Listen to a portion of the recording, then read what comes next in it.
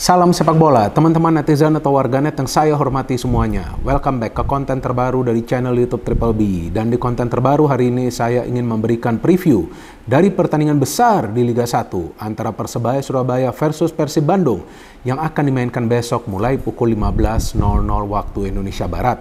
Seperti yang kita ketahui teman-teman bahwa baik Persebaya dan juga Persib Bandung berada dalam form yang bagus. Jika Persebaya Surabaya kalah 1 kali dalam 7 pertandingan terakhir, maka Persib Bandung tidak terkalahkan dalam 7 pertandingan terakhir mereka. Dan dua tim ini sekarang sudah bisa membentuk pertahanan yang solid, yang merupakan masalah mereka di awal musim. Dan ada hal menarik lainnya bahwa dua tim ini dilatih oleh pelatih baru. Walaupun Boyan Hodak lebih lama melatih Persib Bandung, tapi tetap dia juga adalah pelatih baru kan di Persib Bandung yang masuk ketika musim ini sudah berjalan. Sama juga di Persebaya Surabaya, pasca eranya Aji Santoso sempat ditangani oleh Uston Nawawi dan sekarang oleh Josep Gambau. Yang memang kita bisa melihat bahwa permainan dari Persebaya sekarang lebih taktis. Artinya mereka tidak selalu bermain terbuka, tapi mereka juga memikirkan cara untuk menghentikan serangan dari para pemain tim lawan, sehingga Persebaya Surabaya juga sekarang jumlah kemasukan golnya sudah jauh lebih rendah. Sama juga seperti Persib Bandung, ketika Boyan Hodak mulai melatih Persib Bandung, hal pertama yang dia fokus teman-teman adalah untuk membenahi lini pertahanan dari Persib Bandung, sehingga Persib Bandung pun sama dengan Persebaya Surabaya, jumlah kemasukan golnya sudah jauh lebih rendah. Dan yang uniknya, dua tim ini tidak akan bisa diperkuat oleh pemain yang akan bermain di sektor fullback. Jika di Persebaya Surabaya, Catur Pamungkas yang akan absen dan kemungkinan akan digantikan dengan Rizwan atau George Brown ya. Jadi antara dua pemain ini, tapi feeling saya kemungkinan Rizwan yang akan dimainkan dari awal. Sedangkan di Persib Bandung, Daisuke Sato yang tidak bisa bermain, yang kemungkinan dia akan diganti dengan Rezaldi Hehanusa. Mungkin juga Edo, tapi akan sangat beresiko memainkan Edo di fullback sebelah kiri. Karena pemain ini sangat gemar melakukan overlap atau membangun serangan. Artinya memang akan lebih ideal jika Edo bermain sebagai penyerang sayap atau juga sebagai pemain yang akan beroperasi di sektor sayap dari lini tengah. Nah, yang menarik teman-teman bahwa dua tim ini juga punya kemampuan untuk mencetak gol secara konsisten. Maka itu kita bisa melihat bahwa dua tim ini bisa meraih lebih banyak kemenangan. Jadi memang terlihat jelas bahwa dua tim ini bermain untuk mencari kemenangan. Jadi bukan hanya untuk mendapatkan poin. Jadi target mereka utama adalah untuk bisa bermain secara efektif agar mereka bisa mendapatkan 3 poin. Maka itu kan, setelah sebelumnya dua tim ini berada di zona papan bawah, kemudian naik ke zona papan tengah, sekarang mereka sudah berada di zona papan atas. Dan ini juga adalah pertandingan yang penting bagi Persebaya Surabaya, karena jika mereka menang, maka mereka akan bisa meroket masuk ke zona papan atas. Yang menarik, sejak Persebaya sekarang dilatih oleh Josep, kita bisa melihat bahwa permainan dari Persebaya dalam membangun serangan itu lebih bervariatif. Dan Persebaya tidak selalu bermain all out attacking. Jadi ini adalah Persebaya yang berbeda, di mana kita bisa melihat bahwa mereka juga bisa mengandalkan yang namanya transisi positif. Apa itu transisi positif? Artinya counter attacking football. Bukan berarti Persebaya bermain bertahan, enggak. Tapi switching of play. Jadi ketika mereka mengubah dari bertahan ke menyerang itu, kita bisa melihat tempo waktu yang mereka butuhkan hanya beberapa detik. Kalau yang saya hitung antara 8 sampai 9 detik. Karena para pemain Persebaya di depan, apalagi di sektor sayap, punya kecepatan. Ada Shaw, ada Bruno Moreira, belum lagi ada Ze Valente di tengah. Jadi mereka bisa switching play-nya bagus. Nah, maka itu sekarang Persebaya bisa mencetak banyak gol dengan mengandalkan transisi positif.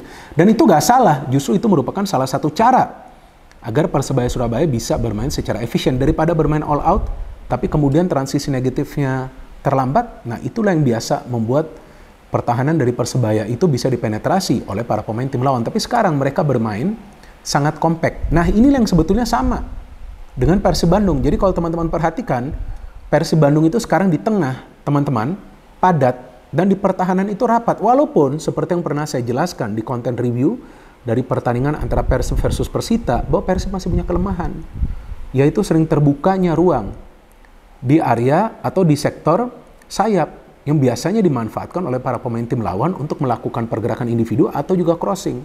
Nah, di pertandingan sebelumnya, para pemain Persita tidak mampu memberikan crossing-crossing yang akurat, sehingga memang mereka sulit menciptakan peluang, tapi mereka mendapatkan ruang.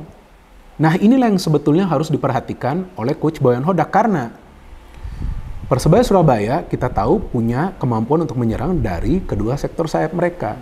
Nah, ini akan sangat berbahaya permainan mereka. Sebaliknya Persebaya Surabaya, kelemahannya itu berada ketika ada ruang yang terbuka antara lini tengah dan juga lini pertahanan. Karena sekarang Song pun akan ikut dalam proses membantu serangan. Bahkan Dusan adalah pemain yang bisa mengalirkan bola dari lini pertahanan. Jadi sering ada ruang yang terbuka. Nah, ruang yang terbuka ini yang harus sekarang mereka tutup. Walaupun mereka juga bermain compact football, tapi ketika menyerang, teman-teman bisa perhatikan bahwa jumlah pemain dari Persebaya yang terlibat dalam proses serangan itu jauh lebih banyak. Memang bertahannya tuh bukan artinya gak ada yang bertahan, enggak. Ada 3-4 pemain, tapi ketika nyerang bisa sampai 5 pemain yang terlibat. Maka itu Persebaya sekarang mulai konsisten mencetak gol. Transisi negatifnya juga agak buruk sebetulnya. Tapi sering ada ruang yang terbuka karena lebih banyak pemain yang terlibat dalam proses membangun serangan. Dan Persib sejak dilatih oleh Boyan Hodak juga mengandalkan counter attack. Dan seperti yang pernah saya jelaskan bahwa itu adalah salah satu taktik andalan dari Coach Boyan Hodak. Nah, itulah yang sekarang kemungkinan akan dia pakai di pertandingan lawan Persebaya, apalagi kan bermain away. Dan juga salah satu kehebatan dari Boyan Hodak adalah dia bisa memanfaatkan sumber daya pemain yang dia punya di skuad. Jadi teman-teman perhatikan saja deh, bahwa hampir di setiap pertandingan dia akan melakukan pergantian pemain sesuai dengan kebutuhan. Jadi dia akan mengamati jalannya pertandingan ini seperti apa perlu atau tidak dia melakukan pergantian pemain. Sehingga permainan dari Persib itu stabil. Kalau mau main tempo tinggi, mereka main tempo tinggi. Kalau mau ngatur tempo, mereka bisa ngatur tempo. Sedangkan Persebaya Surabaya juga sama, Josep bisa memanfaatkan sumber daya pemain yang dia punya di dalam skuad. Maka itu ketika dia melakukan pergantian pemain, permainan dari Persebaya tetap stabil.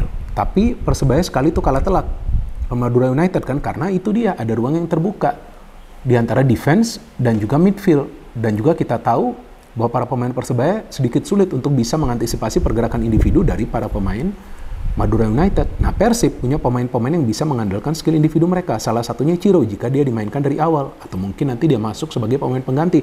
David Da Silva, mantan pemain Persebaya Surabaya, juga punya kemampuan untuk melakukan gerakan individu. Jadi kalau feeling saya teman-teman, ini Persib kemungkinan akan mengandalkan juga skill para pemain mereka untuk membuka pertahanan dari Persebaya. Dan pemain di tengah dari Persib itu kalau saya lihat sekarang pada kreatif.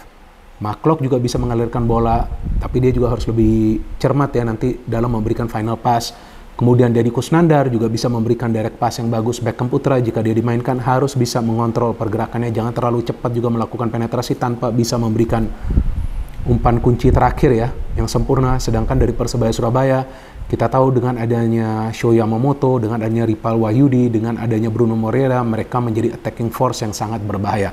Nah, kalau soal prediksi untuk pertandingan ini teman-teman, kalau feeling saya bahwa pertandingan ini akan berjalan terbuka, walaupun dua tim ini mengandalkan juga counter attack sekarang dengan pelatih baru mereka, tapi kemungkinan akan berjalan terbuka dan kemungkinan akan ada banyak gol yang tercipta. Kalau dari segi persentase, saya ingin memberikan persentase 50-50, artinya dua tim ini punya kemampuan atau punya peluang yang sama untuk meraih kemenangan, dan bukan tidak mungkin bahwa pertandingan ini akan berakhir dengan hasil imbang dengan dua tim ini mencetak gol. Tapi jika Persebaya Surabaya bisa memanfaatkan kecepatan para pemain mereka di depan ketika mereka membangun transisi, maka bisa juga mereka meraih kemenangan teman-teman. Dan bagi Persib Bandung, para pemain mereka yang bermain di lini pertahanan, jangan lupa untuk mengcover area-area yang terbuka di sektor sayap, seperti yang sebelum dilakukan oleh Nick Kuipers dan juga Rodriguez. Sedangkan bagi Persebaya, Dusan harus lebih banyak memberikan bola dari belakang, harus lebih banyak memberikan yang namanya progressive passing,